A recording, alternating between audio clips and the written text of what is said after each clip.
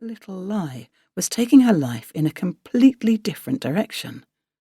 Up until yesterday, every director and producer was embarrassed by the negativity surrounding her divorce, which had been blown out of proportion by the press. They were avoiding her, and today she had received the role of a lifetime, Carmen. Her relationship being fake, and her boyfriend being hired for a substantial amount of money, was a fact known only by her and Victor. And even though Victor had asked for €50,000 to play along till the end, her plan was still ingenious. The money she would get from the movie would be 10 times that amount, so Victor was entirely deserving of the money. He clearly needed it. He had told her the heartbreaking story of his sick sister whom he had to help. This had made their lie a noble one, which made Sophie feel slightly proud. She took a sip of her coffee and started humming.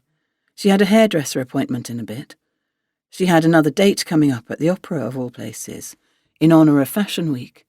Her producers were also going to be there, and Sophie insisted on being nothing less than breathtaking. She was still beautiful, didn't look her age, and the flame the role of Carmen kindled in her black eyes could easily pass for the fire of love.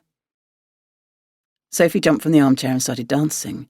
She hadn't felt like a winner in so long, and this morning she enjoyed that forgotten feeling to the fullest. She looked at herself in the full-length mirror on one of the living room walls. Her body was still flexible, her hair was shining, and her lips were still rosy. She could still dazzle the world just like she had for the past 30 years. With a swing in her step, she walked over to the phone and called Victor. She had to remind him that they were expecting him in one of her favourite boutiques this afternoon to find him the perfect suit. The sound of the phone pierced his head. Everything hurt. Without looking, Victor felt around for his phone and hung up once he found it. He inhaled carefully. Every breath made his lungs scream. The guy from last night had kicked him in the ribs, but nothing seemed to be broken.